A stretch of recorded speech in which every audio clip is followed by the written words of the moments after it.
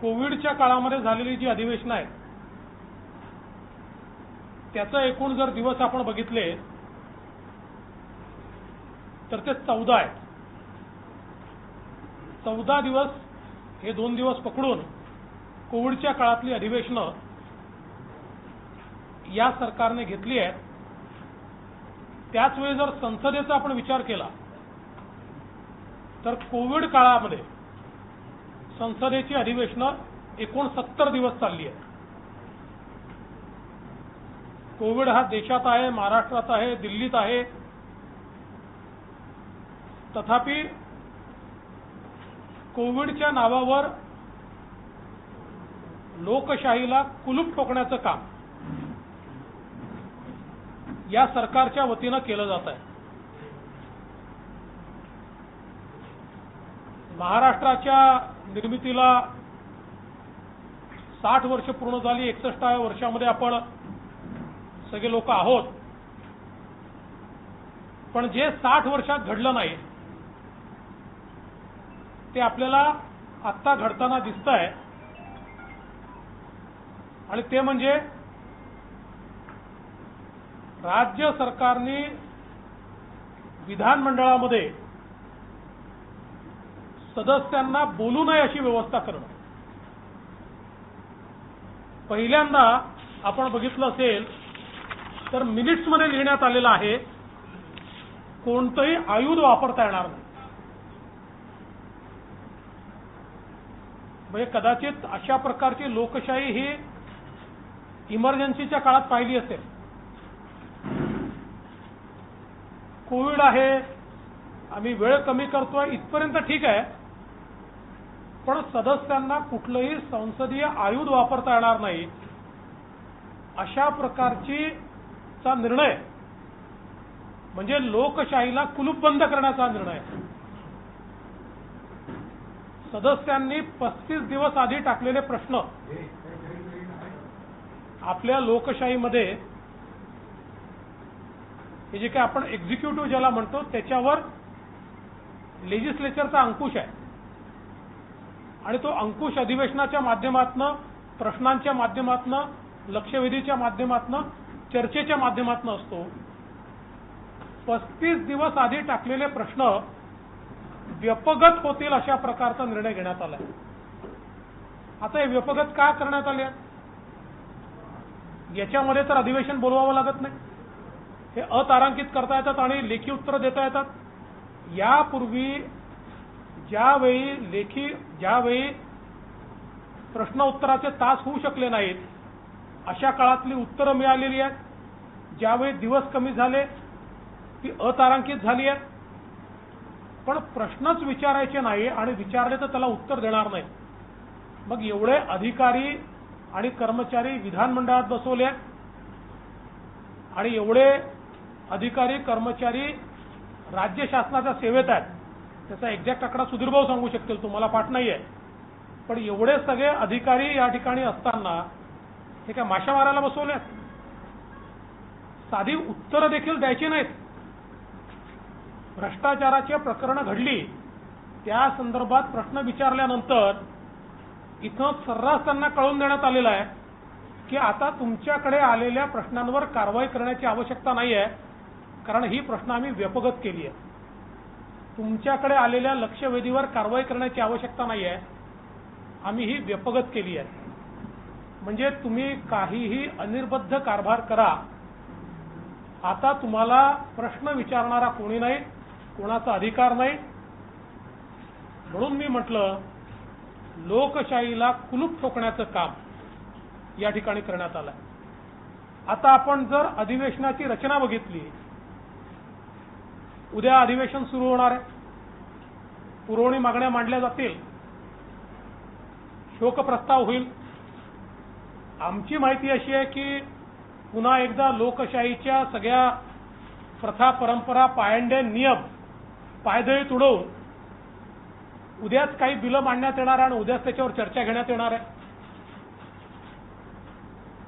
आणि नंतर परवाचा दिवस हा पुरवणी मागण्यांवर देण्यात आले. पुरवणी मागण्या कुठलंही आयुध वापरायचं नाही आणि नियमाने जायचं, याचा अर्थ काय आहे? तर स्ट्रिक्टली पुरवणी मागण्यांमध्ये ज्या मागण्या असतील त्याच्या पुरतं तुम्हाला बोलता येईल, त्याच्या व्यतिरिक्त तुम्हाला बोलता येणार नाही. म्हणजे महाराष्ट्रामध्ये आरक्षणाचे प्रश्न आहेत, ओबीसी आरक्षण, मराठा आरक्षण, या संदर्भातली कुठली तरतूद जर पुरवणी मागणीमध्ये नसेल तर तो विषय मांडता येणार नाही. आज महाराष्ट्रामध्ये शेतकऱ्यांचे प्रश्न इतके ऐरणीवर आले आहेत. पीक विमा मिळालेला नाही, मागच्या वर्षीचा केवळ 18% पीक विमा मिळालाय. दुधाचा जो शेतकरी आहे 15 रुपयाला भाव गेलेला आहे. खानाचा एवढा घोटाळा चाललेला आहे. मोठ्या प्रमाणात सगळ्या प्रकारचे शेतकरी अडचणीत आहेत. आता विषय मांडायचा कसा? त्याच्यावर जर तरतूद नसेल तर तो विषयच उपस्थित करता येणार नाही. वेगवेगळे जे विषय, आज एवढी विषयांची यादी आहे, 100 पेक्षा जास्त विषय आहेत की जे अत्यंत महत्त्वाचे विषय आहेत. पण या विषयांवर बोलण्याकरता कुठलंही आयुध आमच्याकडे शिल्लक ठेवलेलं नाही. कोरोनाची स्थिती असेल, कोरोनाच्या मृत्यूची लपवाछपवी असेल, म्युकरमायकोसिस सारखे आजार असतील, लॉकडाऊनमुळे तयार झालेल्या 12 बलुतेदारांच्या समस्या असतील, विविध घटकांचे प्रश्न असतील, शेतकऱ्यांचा प्रश्न तर मी सांगितलेच आहे. सोयाबीन, आंबा, केळी, कापूस, सगळ्या शेतकऱ्यांचे प्रश्न या ठिकाणी आहेत. पायाभूत सुविधा, मेट्रोचे असतील, रस्त्यांचे असतील, याचे प्रश्न आहेत. राज्यात गुंतवणुकीचा ओघ थांबलेला आहे, त्या संदर्भातले विषय आहेत. आणि विशेषतः मोठ्या प्रमाणात राज्याच्या विविध खात्यांमध्ये होणारा भ्रष्टाचार, या भ्रष्टाचारावर आम्ही बोलूच नये अशा प्रकारची अधिवेशनाची रचना यावेळेस करण्यात आली आहे. कारण यातले 90% विषय हे पुरवणी मागण्यांमध्ये नसतील आणि त्यामुळे त्याच्या संदर्भात आम्हाला टेक्निकली बोलू दिलं जाणार नाही, हे स्पष्टपणे या ठिकाणी दिसत आहे. आज खरं म्हणजे 100 विषय मी सांगणार नाही, पण एकूणच राज्यातले वेगवेगळे जे घटक आहेत, मग कायदा सुव्यवस्थेचे प्रश्न आहेत, वारकऱ्यांचे प्रश्न आहेत, असे कित्येक प्रश्न आहेत की जे प्रश्न मांडायचे कुठे. आणि म्हणून आम्ही हा निर्णय केला आहे की आम्ही निश्चित सभागृहात ज्या प्रकारे जे मांडता येईल मांडायचा प्रयत्न करू, पण जे मांडू दिलं जाणार नाही. लोकशाहीला कुलूप लावल्यामुळे लोकशाही थांबेल असं जर कोणाला वाटत असेल तर लोकशाहीला कुलूपही लावता येत नाही आणि लोकशाही थांबतही नाही. त्यामुळे तिथे जे मांडता येईल तिथे मांडू, मांडता येणार नाही ते बाहेर मांडू, माध्यमांसमोर मांडू, रस्त्यावर येऊन मांडू, जनतेमध्ये जाऊन मांडू. पण अशा प्रकारे लोकशाहीची थट्टा ही तात्काळ बंद केली पाहिजे. आणि यापूर्वी देखील आम्ही सांगितलं, कोरोनाच्या नावावर अधिवेशन संपवलं जातं आणि बाकी सगळ्या गोष्टी सुरू आहेत. कोरोनाच्या नावाने बाकी सगळ्या गोष्टी सुरू आहेत आणि म्हणून या ठिकाणी विरोधी पक्ष म्हणून आक्रमकतेनं पण संयमानं आम्ही जनतेचे प्रश्न मांडू आणि जे मांडता येणार नाही ते जनतेच्या फोरमवर जाऊन मांडू. उद्या मग आम्हाला कोणी हे म्हणू नये की तुम्ही आंदोलन कशा करता. का आंदोलन होणार नाही? जिथे प्रश्न मांडायचे तिथे जर मांडू दिले नाही तर आंदोलनं होतील, जनतेत जाऊन ते मांडावे लागतील. मला असं वाटतं राज्य सरकारने अधिवेशनापासून पळ काढलेला आहे. हे सरकार अधिवेशन फेस करू शकत नाही. ज्या प्रकारे वसुलीचे प्रकरण या सरकारमध्ये बाहेर येत आहेत, ज्या प्रकारची वेगवेगळी प्रकरणं आता येऊ घातली आहेत, यामुळे अधिवेशनच फेस करायचं नाही असा सरकारचा प्रयत्न दिसतोय. पण आम्ही सरकारचा चेहरा उघडा पडल्याशिवाय राहणार नाही. चहापानला जी परंपरा असते त्यासाठी तुम्हाला बोलवून याच्यावर तुमची काय प्रतिक्रिया? तुम्ही जाणार न जाणारा अहो, चहापान ही तर फार छोटी परंपरा आहे. जे नियम कायदे आणि परंपराच्या सगळ्याच पायाखाली तुडवल्या जात आहेत. प्रश्न विचारायचे नाही म्हणजे काय, दिलेले प्रश्न व्यपगत होतात म्हणजे काय. ज्यांनी लोकशाहीला कुलूप लावला आहे त्यांच्याकडनं चहापानाला बोलवणं याची आणि निमंत्रण मिळेल अशी अपेक्षाच वेड्यासारखी आहे. विरोधकांच्या प्रश्नांना फेस करायचं नाही म्हणून सरकार विधानसभा अध्यक्षपदाची निवडणूक घ्यायला बसलंय का? भाजपा कुठेतरी विधानसभा अध्यक्षपदाच्या निवडणुकीमध्ये सरकारची अडचण करू शकतं म्हणून ते निवडणूक पुढे ढकलत आहेत का? 3 पक्षामध्ये कुठलंही एकमत नाही. आमचं अतिशय स्पष्ट म्हणणं होतं की तुमच्याकडे मेजॉरिटी आहे ना, मग एवढं महत्वाचं पद रिकामं का ठेवलं? हे पद भरलं गेलं पाहिजे. परंतु आत्ता तरी जी परिस्थिती दिसते आहे, मला माहित नाही त्याच्यात काही बदल झाला तर, अध्यक्षाची निवडणूक होईल अशा प्रकारचं चित्र हे मला काही दिसत नाही. सरकारमध्ये जो काही मोठ्या प्रमाणात विसंवाद आहे त्या विसंवादातनं ही परिस्थिती आज तयार झालेली पाहायला मिळते. कई सारे एमएलए भी नारा बताए जा रहे हैं और सरकार इसमें अगर इलेक्शन होता है तो सरकार गिर सकती है, खतरा हो सकता है, इस कारण सरकार भाग रही है, ऐसा आपको लग रहा है? देखिए, कुछ चीजें जो होती है ना, ये लार्जर पॉलिटिकल स्ट्रेटेजी का भाग होती है और ऐसी लार्जर पॉलिटिकल स्ट्रेटेजी ये हम प्रेस कॉन्फ्रेंस में तो नहीं बोल सकते. महाविकास आघाडीचे अनेक नेते म्हणतात की भाजप केंद्राकडे स्पष्ट पाठवून कुठेतरी दबाव आणण्याचा प्रयत्न करते. म्हणजे रोहित पवार म्हणतात, विष्णू म्हणतात, सर्वजण म्हणतात, हा दबाव आणण्याचा प्रयत्न सुरू करतात. मला असं वाटतं की दबाव आणण्याचा विषयच नाहीये. आज ज्या सगळ्या चौकशा चाललेल्या आहेत माननीय उच्च न्यायालयाने दिलेल्या आदेशामुळे चाललेल्या आहेत. माननीय उच्च न्यायालयाचा आदेश हा आल्यानंतर जर चौकशा होत असतील तर उद्या तुम्ही असं म्हणाल की उच्च न्यायालय देखील दबाव आणताय. विरोधी पक्षाचं काम काय आहे? एखादा घोटाळा बाहेर आला, एखादा आरोप झाला, एखादं पत्र बाहेर आलं तर त्याच्यावर चौकशी झाली पाहिजे अशी मागणी करणं हा विरोधी पक्षाचं काम आहे, तो आमचा अधिकार आहे. आणि आमच्या अध्यक्षांनी जे पत्र पाठवलं आहे ते हेच पत्र पाठवलेलं आहे की अशा प्रकारे इतके गंभीर आरोप होत असतील तर या आरोपांची चौकशी झाली पाहिजे.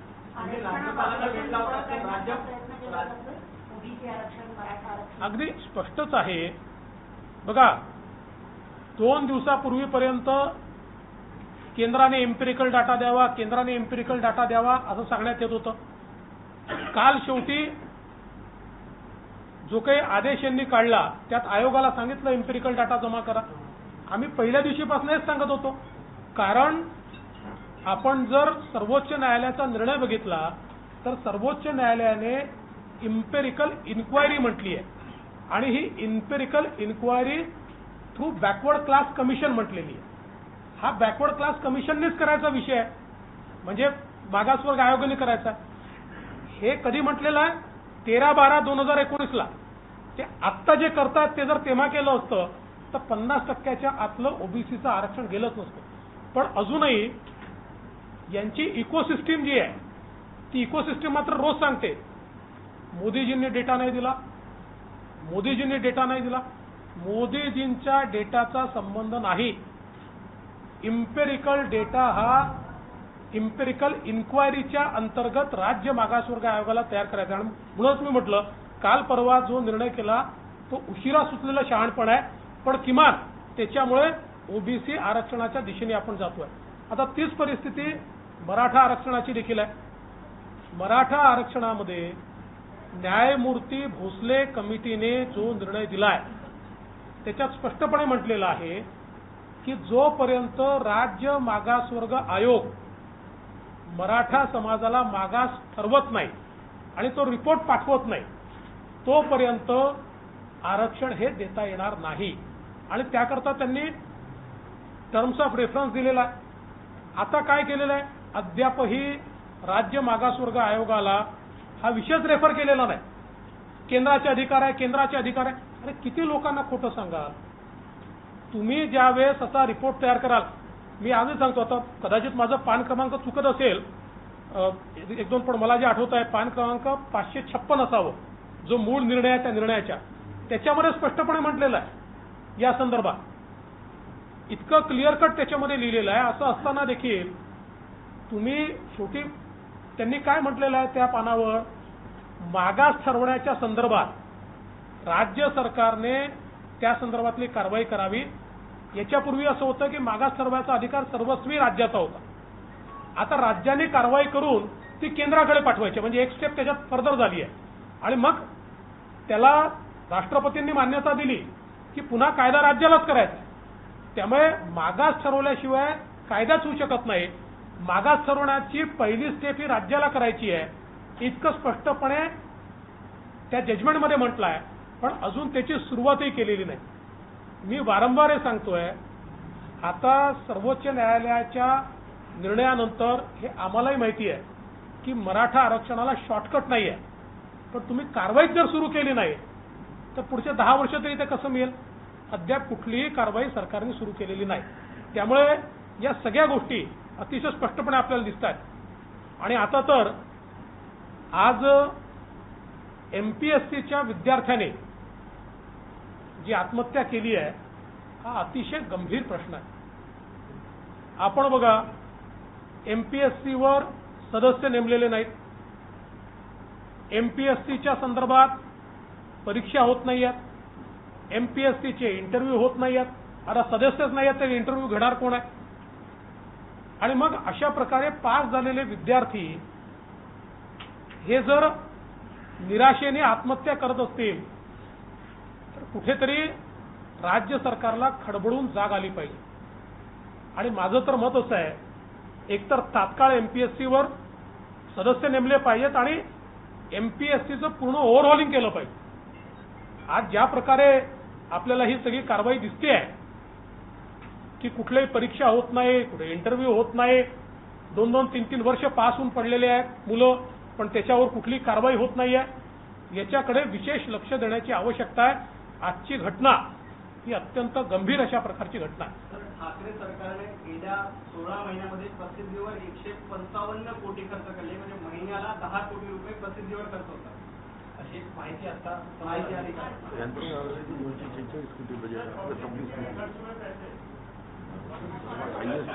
असं आहे, मला आत्ताच आमच्या माजी वित्तमंत्र्यांनी माहिती दिलेली आहे की आत्ता यांनी प्रसिद्धीचं बजेट 246 कोटीचं केलेलं आहे, जे आपल्या काळात किती होतं? 26 कोटी होतं पहिल्या वर्षी आमचं. 26 कोटीचं बजेट होतं, ते 246 कोटी केलं आहे. प्रसिद्धी करतात कशाची आहे? कामं तर सगळी बंदच आहेत, नवीन काम कुठलंही सुरू झालेलं नाही. मग नेमकी कशाची प्रसिद्धी चालली आहे आणि कोणाची प्रसिद्धी चालली आहे? मला आठवतं की आमच्या काळामध्ये एखादा आम्ही निर्णय जरी घेतला आणि त्याचा 2-3 कोटी रुपये जरी लागत असले तरी केवढा गजब करायचे. प्रसिद्धी विभागातनं 3 कोटी रुपयाचा खर्च, 3 कोटी रुपयाचा खर्च. आता 150 कोटी रुपये खर्च होऊन राहिले, काम काहीच नाही आहे. त्यामुळे ही नेमकी कोणाची प्रसिद्धी चालली आहे याची माहिती देखील आम्हाला मिळाली पाहिजे. आणि यासोबत तिन्ही पक्षाच्या कोणत्या कोणत्या नेत्याच्या प्रसिद्धीकरता किती किती पैसे खर्च झाले याची फोड देखील आम्हाला मिळाली पाहिजे. त्यात अन्याय नको ना, म्हणजे तेही आम्हाला कळलं पाहिजे. अधिवेशन आणि निवडणुका जवळ आल्यावर केंद्रीय संस्थांचा वापर मोठ्या प्रमाणात विरोधक करताना दिसून येतात आणि त्याच्यामुळे राजकारण अस्थिर करण्याचा प्रयत्न जे आहे ते करतायत असा आरोप महाविकास आघाडीकडून केला जातो. त्यांचा आरोप आहे ना, तुमचा नाही आहे ना हा आरोप. ते दुसरा आरोप काय लावणार आहे?